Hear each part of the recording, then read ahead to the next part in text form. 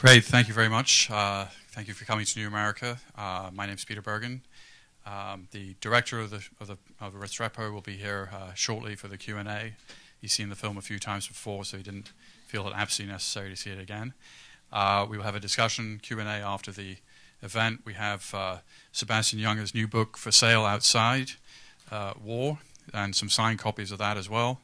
And Restrepo will be released on, I think it's July 9th is the debut in Washington, so this is sort of, I think, the second screening that has happened for the film before its formal theatrical release. So we'll start at a 94-minute film.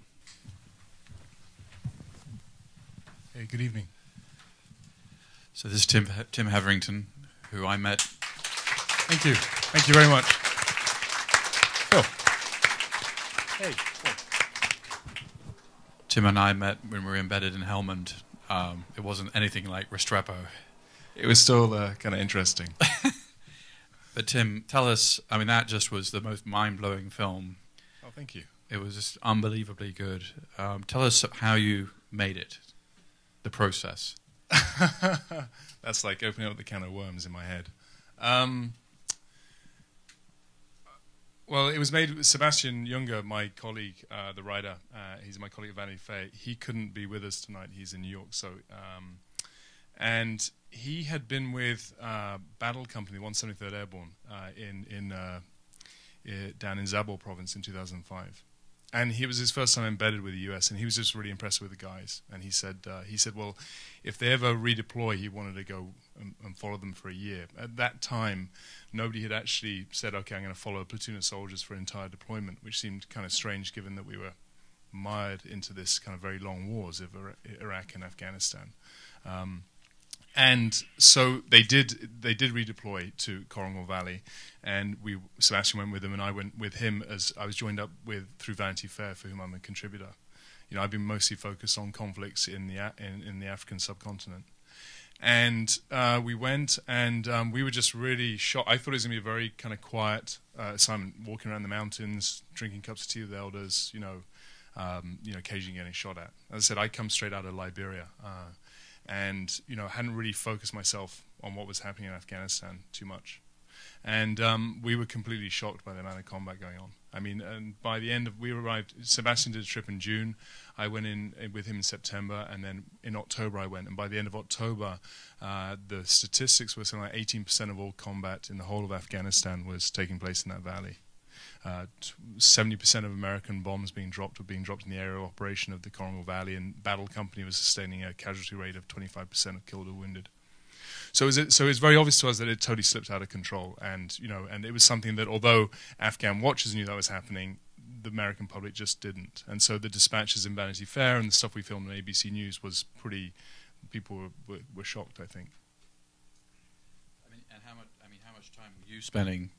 I mean, you must have spent months and months and months embedded with these guys, right? Yeah, what happened was that we ended up spending a total of 10 one-month trips, but in fact some were longer, some were slightly shorter. But I did about 5 months, and we sometimes did it together, we sometimes did it apart. In fact, we wanted to do it together, but there were a series of events. We both had injuries out there that ended up we were kind of playing a game of tag, and we got to the valley, and we just said to Captain Kearney, we said, who's taking the brunt of the fighting? And he said, second platoon is. And so we just kind of hung out with them, and then they, and we just spent a long time. And I think that, friends of mine who are reporters, will say that, as on doing tours of the media, doing tours of duty as they were, or tours of duty, yes, in Afghanistan and Iraq, do like 3 weeks, say most times probably 3 weeks with a unit. And friends of mine who've been in Fallujah said they did 3 weeks with a Marine unit, and then that was it. They never saw the guys again. And I spent 5 months with the same platoon. So I was far from the control of the bureaucratic control of the Public Information Office. I mean, that was Bagram, Jalalabad, and then as you went further and further out, we were miles away. And so we just did something that I don't think that they expected a reporter to go and spend that much time with the same unit. And so we just kind of bonded, and we sought to be totally inside of that experience. We essentially wanted to know what was the reality for a soldier on the ground. And we wanted to make a totally immersive experiential war film like we hadn't seen. Network News brings you 2 to 3 minute pieces, and And I think you can still be subjective and be honest and truthful. You don't need to necessarily be objective. You can embrace subjectivity in that kind of way, or be immersed into it. I mean, do you have a sense of how they feel about the withdrawal from the Korangal Valley? Yeah, in fact, last night I was with Brendan O'Byrne, who's the guy at the end doing the graffiti, and and I see a lot of them. We're in contact a lot, and they're a really integral part of the discussion that we're helping to foster across the states with the film. And and I think that he said to me an interesting thing. He said he can rationalize it. It's like obviously they understand that security strategy changes. The small base strategy has changed now. And the 173rd is in Wardok province, the gates of Kabul, almost focusing on population centers. But obviously it's a really disheartening thing for them to see how much blood, sweat and tears they put into the valley, and that what's it come to. And O'Byrne is out of the army now, but he said he felt most for the guys who are still out there serving, because it's like for them, like how do you carry on going when you just look over your shoulder and the last place you've been is now where a lot of your friends died, you've kind of walked away from. One thing the film, it doesn't explain necessarily exactly is who were they fighting? Yeah, I mean, Steve Cole's book Ghost Wars is the most apt reply to that. I mean, it really was a sense that you couldn't get a grip on who the enemy was. I mean, from the information and what I was told from the Americans, from the information that I've read and gathered and observed, knew about, was that they were fighting a different bunch of people. Firstly, they're fighting like at the very bottom level, the microcosm level, where they're fighting timber merchants, warlords who were trying to control that trade that the U.S. through Wahidi and the governors had put a block on, the state government had put a block on the timber trade, and that had really enraged, I think, the local timber mafia. And so they had taken up weapons when U.S. Special Forces turned up. 2005, lone survivor, the shooting down of the helicopter there, the biggest U.S. losses in Afghanistan to that date. Then you had a local Taliban, the guys being paid the kind of $10 to go up the side of a mountain and lay an ambush or whatever it was, because the actual proper Taliban, the Taliban that the Americans went in to kick out of Afghanistan or get rid of, to overthrow, never actually took the Korangal Valley themselves. In the previous decade, so then you had like local Taliban or local insurgents being paid, and then you had a lot of the Hezbi Islami, the Gulbuddin Hekmatyar's crew there. And I think that you had some of the Haqqani network coming up, and you definitely had a lot of. It was like the Korangal became a kind of. I heard it was like a kind of training ground. So you'd actually have Pakistani, militias, Chechens, Uzbeks, Arabs. Abu Ikhlas was running around up there. So I think he was married to a Korangali lady. So it became this kind of magnet that I think in the end both sides. I mean, I think they killed a lot of the insurgents up there, and I think the insurgents actually backed off from the fight, as it were. But the US just figured, well, we've lost so many guys here. What are we actually fighting for, I wonder? I'll throw it open to questions from the audience. Please identify yourself when you ask Tim a question. So there's somebody over there. Yeah, sir.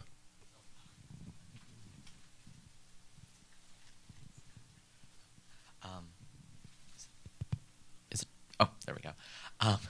Thank you so much. That was a just really fantastic privilege getting to see that today. Thank you. I'm just curious about your interaction with sort of the general population in the area, or if you had my personal interaction. Yeah, just what you thought of them, what they thought of you, or what you think they thought of you, and just as a side note, the red beard dye some of the elders had. Just wondering what the deal with that is. Thank you. They're just ahead of their time fashion-wise, but that's it's in fact as if you're on Hajj. It's a expression of it's seniority, I guess. It's if you've been on pilgrimage, you can dye your beard red. And they were really there was a lot of Wahhabi. It was a very strict valley in terms of Islamic precepts, or adhering to them. My interaction with the locals, we just sought to make the film from a soldier's perspective, and we sought to have that kind of, we didn't. interact with the locals beyond how the soldiers interacted with them. We made a point just to have it from that POV. So, they saw me there filming. I'm sure they saw me and just thought that I was part of the American army. I didn't think I didn't wear a bright blue vest. I didn't want to make myself an easier target. And, I would wear, and also for the safety of the soldiers, you don't kind of want to stick out. And so they probably just thought, yeah, he's some kind of irregular U.S. Army, probably media figure, I guess. I mean, they're not totally. I mean, it looks like they're from the Stone Age, but at the same time, obviously they understand what media is, and yeah. Does that answer your question? Yeah. Tim, you mentioned that you and Sebastian were injured. What happened? Sebastian ripped his Achilles on the side of a mountain, and he had to kind of go on for 2 weeks. But then he actually had to drop out and rest, and you go into rehab to get it back. And then he was in a Humvee. It was blown up, and I think he wasn't hurt, but he was suddenly shaken. And and he has a wife back at home, so obviously it was kind of difficult for him. And I broke my leg during Operation Rock Avalanche, and then had to be operated on in Bagram. And then once I got back walking again, then I went back. Yeah. And interestingly enough, the Rock Avalanche, which we couldn't show, which was another thing about the fighters, was that they were really, I forgot, as I mentioned this before, I mean, they were really professional soldiers that they were fighting. It was very obvious that they were. I mean, the way that they could they could correct their rounds, which means when you shoot, you correct them in terms of distance. They were very accurate with their fire. A lot of them were. I mean, you could really tell when you were being attacked by a bunch of militia or insurgents and knew what they were doing. And in fact, when I was injured on Rock Avalanche, eventually, I had to get out. And that night, as 2nd Platoon moved out, I broke my leg on the way down, going down the mountain in the middle of the night with them to raid the village where they thought the insurgents had gone with the weapons that they had taken from the Americans when they overran the American lines, which was the event in Rock Avalanche where Larry Rugal got killed. And I left, and then that night, actually, 1st Platoon was ambushed in a kind of very professional L-shaped ambush, which is the hallmark of people with good military training. And they ambushed them, and they killed 2 and wounded 3. And that was the action in which a guy called Sal Junta stopped one of his colleagues who had been wounded, Brennan, from being dragged away. Was actually dragged away. So they were being attacked at 20 feet or so, 30 feet. And he stopped the insurgents from dragging away the body of one of his friends who was alive, but later the guy died of his wounds. So it was in that way, although they didn't see them, then suddenly you have these terrifying kind of ambushes which were very accurate.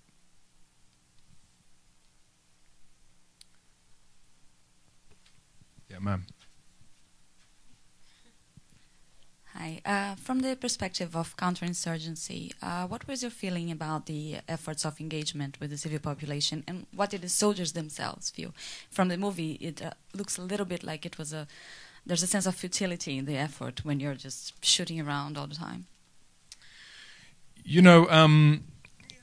I think, well, what you see really, what you see is also what I experienced. My guide to making the edit of the film was like, is what I am editing truthful to my own experience out there? And what I did think was that this was counterinsurgency on the cheap.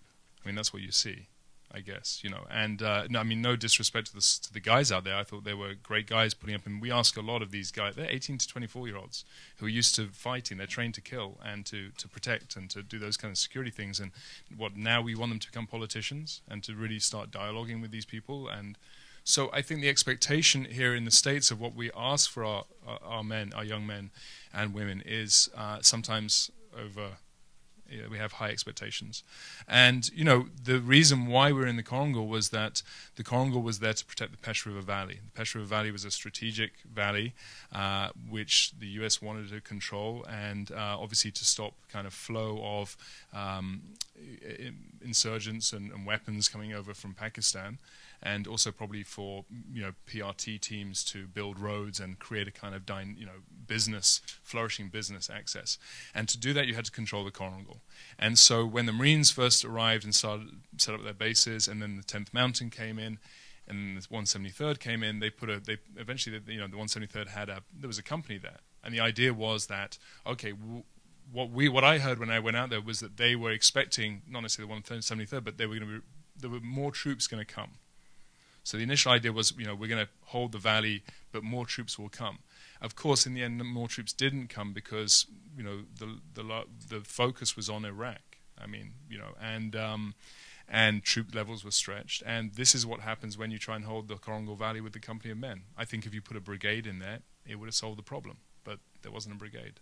And so that's what you see. In retrospect, was putting Restrepo there a military mistake? I mean, I don't know if it was a military mistake, because I have to say that Kearney once said to me, he said, I am the stick, we are the stick. Well, that's what our job is. He was what they would term in military circles, a very kinetic commander. And I have to say that, in some ways, I mean, I don't know what the opposite would have been, but, he was his strategy was to keep patrolling, keep pushing the guys out, as he says in the film, like to create that white space. And I think he did manage to achieve that. And I think that if he hadn't done that, my guess is the casualties would have been higher. Like, you had to go on the offensive.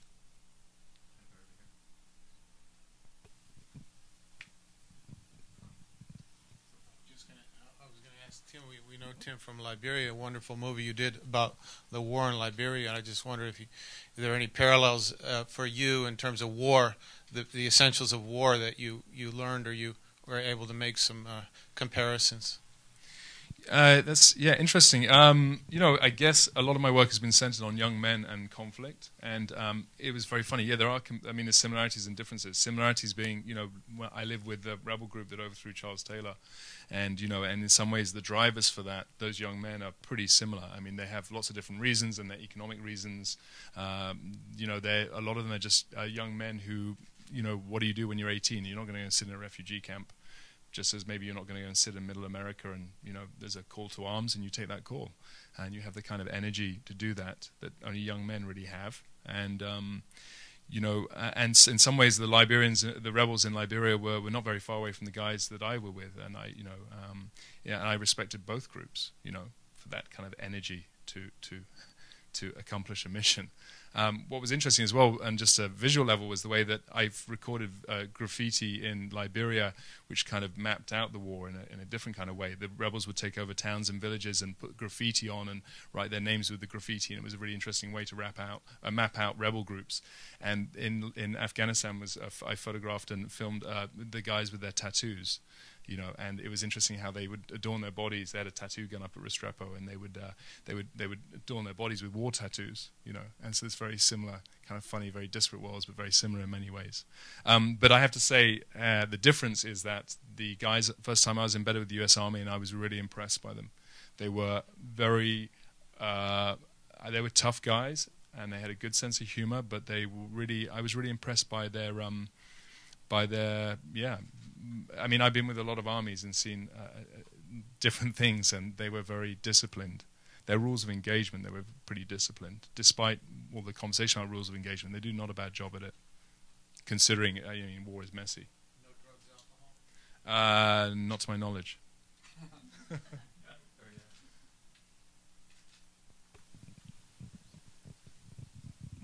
Hi, James Kitfield from National Journal Magazine. It's a great movie. Two questions. One, we're having a big debate in this town because of the embed process leading to General McChrystal basically losing his job, and a lot of people calling into question, has it run its course? Is it too risky for the military on one hand, and do the journalists get too chummy and lose, as you said, their objectivity? If you would just talk a little bit more about how valuable it is, because you obviously were embedded at the sort of granular level. I'm just curious what your feelings on that are. And secondly, did you have a template for this? I kept thinking when I was reading Sebastian's book of dispatches. I hadn't seen anything quite like that since dispatches in Vietnam, where you really are at the sort of grass level, root level of conflict, and didn't really consider too much the strategic level. Was there a template that you had in your mind when you did this? Well, for the first question about the value of the embed system, we're really pushing the film. It's a grassroots film. We're not backed by kind of a lot of advertising money to get out there, and so we're going around the country and releasing it. It's here on Friday at the E Street Cinema, and I was up in Albany pushing it last night, and we had an extraordinary meeting last night. meeting, I'll call it, in the end. We had a screening at the museum in Albany. 350 people turned up. And it just ended up in this extraordinary kind of like town hall meeting situation with people discussing the war, with soldiers that I went with present, having conversations with people in the audience about who have loved ones in the military, and then people against the war having a conversation. And it was done outside of a kind of partisan lines in a way that was really extraordinary and I hope constructive. And that's something that we want to replicate across the country. I think if we can do that, I mean, we're in DC, you're all politically engaged, but we wanted the film to build a bridge between Americans, people here, and what is happening over there, and the film to be a kind of starting point for that discussion. And from what I witnessed last night and other places, it is useful. And so I'm saying I hope the embed system is useful. Obviously, as for McChrystal, it's like, I was really surprised by his comments, as I'm sure you all were, and maybe he's been, I don't know why he made those comments, and just because somebody makes a comment like that and puts his foot in the bucket doesn't mean that the system isn't. The press should have a prickly relationship with the military and vice versa. That's a healthy thing for democracy, that the two interrogate each other. And and I applaud both. I applaud what's happening in that system, and I think it's a bad system when we're getting reports that just kind of fit the kind of cookie cutter idea we have of the situation. And and there are good journalists and there are bad journalists. There are good journalists in the embed system and there are bad journalists in the embed system. As for your question, the second part of your question was the template. No, not really. I just guess that when I work, my template is, and this is why I'm reluctant about whether I'm going to do another project, is that I have to give myself to the work. When I'm doing my own personal projects, which as a long-term documentarian, I give myself emotionally to the work, because I feel that translates for you, the audience. The ability for me to go into a situation and totally say, okay, and embrace it for everything and take off all possible markers of how far I would go. Not only close the gap between me and the soldiers, they realize that, okay, he'll go all the way with us. But I think that translates for you, the audience. So that's my template in terms of my head when I work. And I think we saw a film when we started the edit. We saw a film it was a 1968 film in Vietnam called The Anderson Platoon, made by some crazy French guy who went with his sound recordist. And in those days, when they're making a film, obviously the sound guy wasn't on the same camera. So imagine trying to do what we were doing, but having the sound guy trying to keep up with the cameraman. So we saw that film, and it was a pretty interesting film to watch. You financed this out of your own pocket? Yeah. I mean, you took a lot of. I mean, that was a 2-year project, which you financed yourself with a very uncertain outcome. Yeah, it was very tough to do. We did it because we realized that the material, only we had the understanding, as I said, making the edit, that we wanted to make what was true to our experiences, and only we could do that. And that when we brought the material back, we saw a lot of people who were very keen on the material in terms of different organizations, news organizations wanted the material because they were like, wow, like this is interesting material, but they didn't know how to put it together, only we did. And we realized that to make the best film and to really replicate that experience for you, the audience, and not to get our politics caught up in the process, that we had to edit it ourselves. And so we funded it ourselves, and then we basically made the film, and then at the end of last year, Nat Geo Channel came on and bought the broadcast rights, which cleared our debts. And the theatrical is now, with Nat Geo Cinema, is now out. It's really, as you've seen, it's really a cinema experience as well for us. We really wanted people to come in and, put their politics aside just for 93 minutes and come in and in a dark room, go through that deployment and, and just kind of see and digest and understand what these young men go through, and in some ways honor it as a starting point again for a political discussion at this critical time.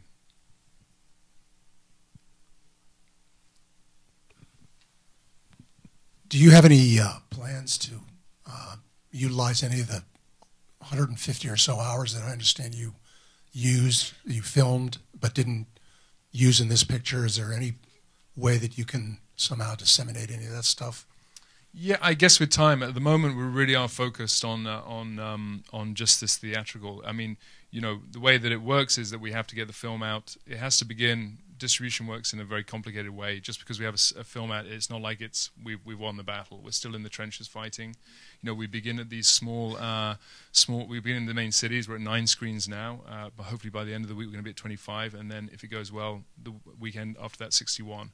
But to really get into every small city across America, to where because we have a lot of feedback from the interior that people want to see it. So there's so much energy being put into that we're not like, okay, what else can we do? We're taking pieces of the material to put onto YouTube as a way of helping build that awareness of the film.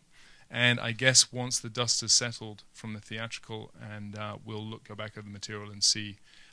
So Sebastian's got an ebook coming out. And I have an ebook. I got a book coming out in October called Infidel, and it's also going to be a photographic ebook as well. So yeah, so I guess we are. Why is the book called Infidel? The book is called Infidel because the guys used to tattoo infidel across their chest. You know, they used to say, well, that's what they're calling us on the radio, so we're going to tattoo it. So they used to put block letters across their chest. Jennifer, we can get some in the back. I had a question about what you're observing. Did you observe any involvement with the State Department? You mentioned earlier, answered an earlier question that these are 18, 20-year-olds who are trained to fight, and counterinsurgency, you want people who are sort of trained in a different set of skills, which I would think would more State Department stuff. Were there embedded members of State Department or conversations that you observed, or any involvement? There was I came once or twice. There was a PR team there. Larry Legray was active in Kunar, and I think he was outside of the Korangal, was doing pretty encouraging things. And I remember he came into the valley with a State Department lady called Alison Blosser. Yeah, that's her name. And and she spoke Pashto, very dynamic and competent lady. And but I think, the Korangal Valley, you have to understand that as well, that the Korangal Valley, whilst it gives you the texture of what the war is like and what counterinsurgency on the cheap ends up looking like, at the same time, the Korangal Valley isn't indicative of the whole of Afghanistan. And Peter and I were down in Helmand, and it's like you can't take the Korangal and say that's what Afghanistan's like, and it's like saying, well, Detroit is representative of America. But you have to have security in order to get State Department officials up there, and it's asking a lot of civilians to go into a war zone. And I know that I've heard that Larry Legray said that there was a lot of difficulty with recruiting people just to go into these places, and I completely understand why. Jennifer, if we could bunch some questions together so that we can get... Hi, Jason Campbell with RAND. You mentioned earlier that O'Byrne has since left the military. I'd be interested to know, of the rest of the company, approximately how many have remained in the military, and I guess by this time, how many have had to redeploy? Okay, we're going to take 2 or 3 more questions just so we can... Thank you very much. I'm Hasib from Voice of America. My question, first of all, I have to say that it was a terrific film. Thank you. My question is, you have been on the ground and you might have talked to the people or might have seen the military talk to the people and engage with local population. How reliable did you find the interpreters there in terms of getting the right message through? As it's very important, there has been reports that people who do not speak Pashto are sent to, let's say, south and east, and the language barrier is obviously very important. How did you find the reliability in the interpreter's job there? Thank you. Thank you. And we'll get a couple more questions here. So I was curious if the military had any right to review or veto or edit or block any of your, footage for the final film. On the censorship question, no. What we had to do is when you decide to make a documentary with the U.S. military, you enter into a different set of rules essentially beyond the normal reporting rules that you have to sign when you go on an embed. I mean, and the embed rules are pretty straightforward. They change in terms of like not being able to give out pictures of wounded soldiers until their loved ones are told, but they're essentially, it's also like if I fall out of a Chinook helicopter, my family can't sue the military. But when you make a documentary, it changes in that we had to sign a legal agreement with the Army film unit in Hollywood. And that was that we provide them with when we got to final cut, before we did the online, all the color correcting, all that stuff, we provided them with a copy of the film, and they had 72 hours to review it and to come back, and they reviewed it in relationship to a very specific set of points which we had signed, legal document, and those essentially related to issues of national security, basically like you can't do an overhead picture of a base, and that you had the permission of soldiers who are wounded to use their image, and I can kind of the overhead. I mean, we had overheads of bases, and they didn't care. And the thing about wounded soldiers, I mean, if I was knocked down by a car and somebody was filming me, I'd want to be. It'd be nice if they asked me if they could use that picture. On the translation, I don't speak Pashto or Korangali, so it's difficult for me to ascertain how accurate the translations were. Again, in the Korangal Valley, they understood Pashto. It's similar to Korangali, but they spoke Korangali. And of course, I always wondered how accurate the translations were. I think the best translators got put with the commanders, and that's generally the way I think it works. So I think it's some are great translators, but I think others are also patchy. And the other question was about, remind me, my brain's like a sieve. Oh yeah, the guys remaining in the military. Funny enough, it's like quite a lot of them have left. I think, I can't say. I mean, I think of the original platoon. So a platoon is like 30-odd guys, 35 guys, including the weapons squad. So, I mean, I think there's about 15 who have stayed on in the 173rd, who actually back out now they're in Wardok Province with the 173rd, and probably a couple of others. I'd probably say another. A bunch of others have probably 7 or more so in other units, and then a bunch have actually left. And interestingly enough, a number have been discharged, and some have been discharged honorably and some dishonorably. And it seems that the military, it's I mean, these guys, Battle Company by the end of their deployment had around 450 firefights. Like just an enormous amount of combat. Like one time at Restrepo, I was there when it was attacked 4 times in one day, and the record was 14 times. Like after a while, that does something to your head, and it certainly did something to my head, and and I was coming out, and those guys come back, and so then there's the discussion in the military between a PTSD and is it a Purple Heart award? Do we get Purple Hearts for PTSD or not? The military doesn't want it to happen because they feel it undermines the value of Purple Hearts.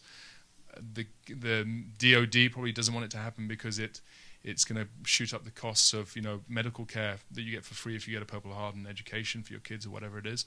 But at the same time, you have soldiers who are obviously very disturbed, who are doing things when they get back to base because they're not in good shape. And some of them are discharged honorably, where they can keep their allowances, and others are dishonorably discharged.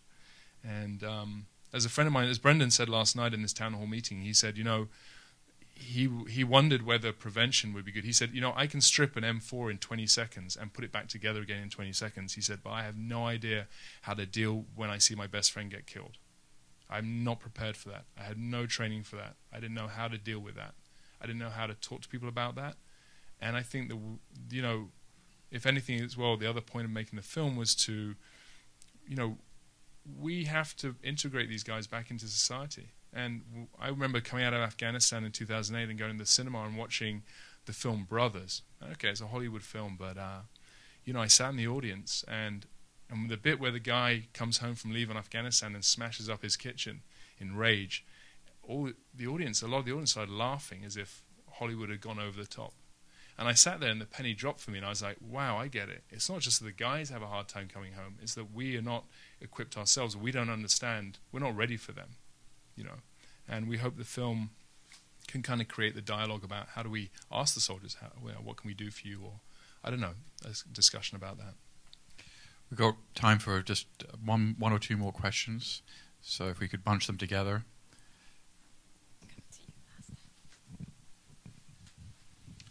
Charles Perkins. What surprised you the most? Having seen a lot of combat, a lot of warfare, did you have preconceived ideas about what you would see in this long experience you were going to have? And what were you not expecting that took place? What did you come away at the end with that you weren't expecting to go in with?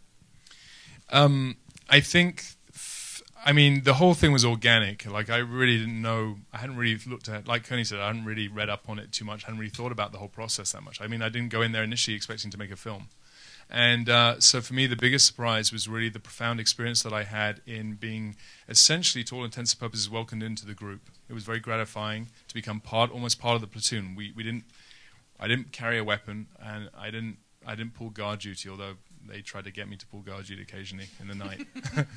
And but you know, I was, for all intents and purposes, part of the platoon, and that was a very gratifying experience, and that really made me understand that that brotherhood, that sense that you take a group of guys and you put them together in first training and then in extreme circumstances, and they will kill and be killed for each other, really is the cornerstone of the war machine. That whatever we like to think in terms of Apache helicopters or aircraft carriers, or that what you see on the screen is how you actually fight a war.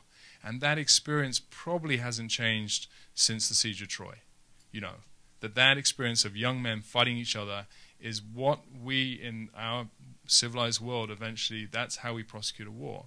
And so the questions again about how we reintegrate these guys really is our responsibility. And it's the same, the question about Liberia. Young men are instrumentalized for war by the state. That's the reality of it. And we can put it in all sorts of facts and figures and weaponry and stuff, but that's what it's about. And so we have to take that responsibility to reintegrate them. One last question here. Looking at the faces of the elders, you get the sense that they really had no interest in us being there.